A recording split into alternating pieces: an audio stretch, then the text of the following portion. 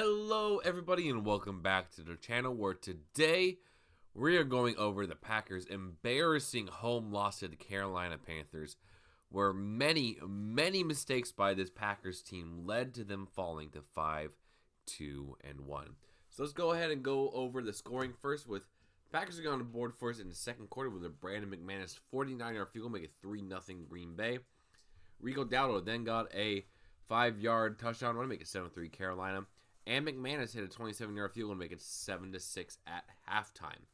In the third quarter, Rico Dowdle had a 1-yard touchdown rush to make it 13-6 Carolina, but the point after attempt missed to give the Packers a chance to tie it, which they did with 2:32 left in the fourth with Josh Jacobs' 1-yard run, make it 13-13. But there was too much time left on the clock as Ryan Fitzgerald hit a game-winning field goal for Carolina to make it 16-13. Total stats: the Packers had 369 total yards, had 2 turnovers, 20 first downs, 7 penalties for 42 yards, 7 for 13 on third down, 2 of 3 on fourth down, but just 1 of 5 in the red zone. One of the key differences in this game, we'll get into that in a bit.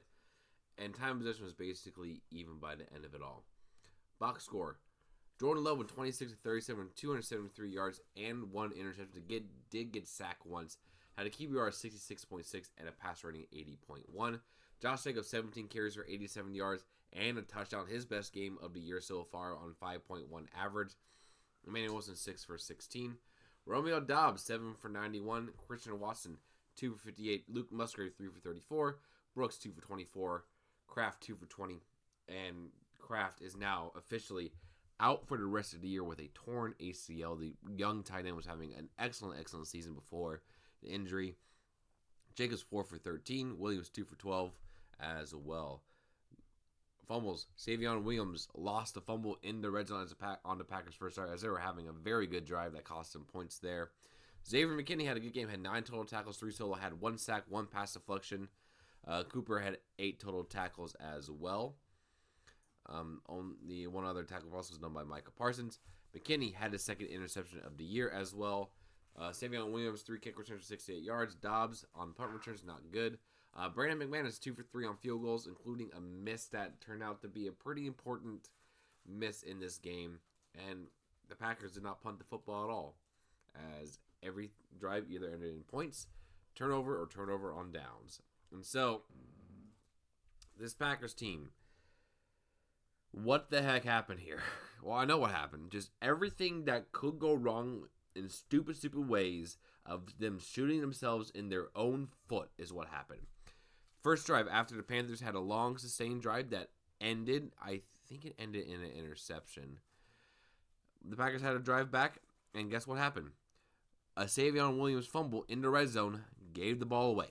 Then later in the first half, Brandon McManus missed a field goal that could have given the Packers a 9-7 lead at halftime. In the second half, Jordan Love did a very boneheaded interception that was stupid. And another drive on 3rd and 3, Matt LaFleur decides to call a freaking screen pass because the dude is obsessed with that now, even though he has one of the best quarterbacks in the league at slinging the football around. That goes for -5 yards. So the Packers, instead of taking the points, that also proved large later on in the game, went for it on 4th and 8. And on a broken play where Jordan's like scrambling around trying to find somewhere to throw to, Romeo Doubs runs out of the end zone. Now he can't throw to Romeo because there would be illegal touching there. And then end up with no points there. And on the last drive, the defense, who could not stop the run all day long, gave up massive run plays because they were playing the pass, even though Bryce Young threw the ball 20 times this game for 100 yards, where Rico Dowdle had 130 yards rushing, gashed him to set him up in the field goal range. And yeah, not great. Matt LaFleur, my man, you are one of the worst situational football callers I have seen. You don't know when is proper to throw play calls. Like, his plays are good. He just calls them in the wrong spot. Like, why are you so insistent on running the football when your offensive line has proven they cannot block for nothing? I mean, Josh Jacobs did the best he could today, and he had a pretty solid game, but for the year, has not worked out at all. And as Jordan Love, when you actually let him sling it, like we saw in his second half on Sunday Night Football last week, he gets crap done. And the only reason why this game is even close is because Jordan's played very solid football, other than that one interception. And it's just, Matt, why do you keep calling screenplays? Let Jordan rip it. You have the talent to go deep down the field between Golden and Watson now. Dobbs over the middle. And it's just, so frustrating. What also was frustrating from this game was the injuries. So many injuries happened in this game. Aaron Banks out with an injury. Nate Hobbs left with an injury. He's going to be out for a couple of weeks. Christian Watson left with an injury, but luckily he did come back.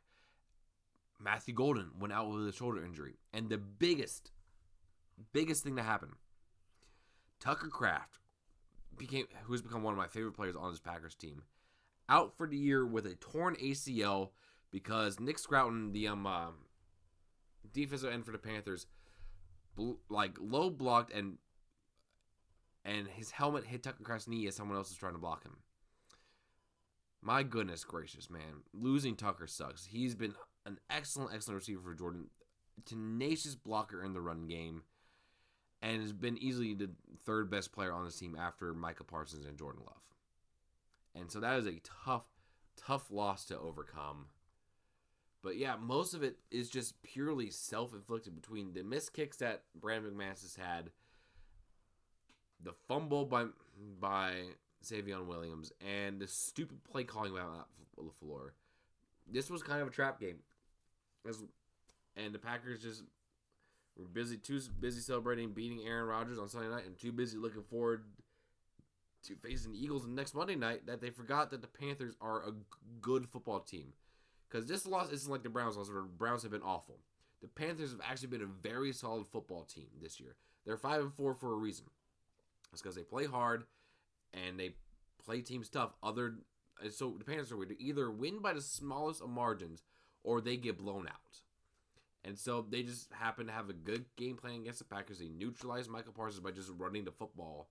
And the Packers defense, which had been a really good run defense up to this game, could not do anything against a top 5 rushing attack. And so the Packers are 5-2-1, but with the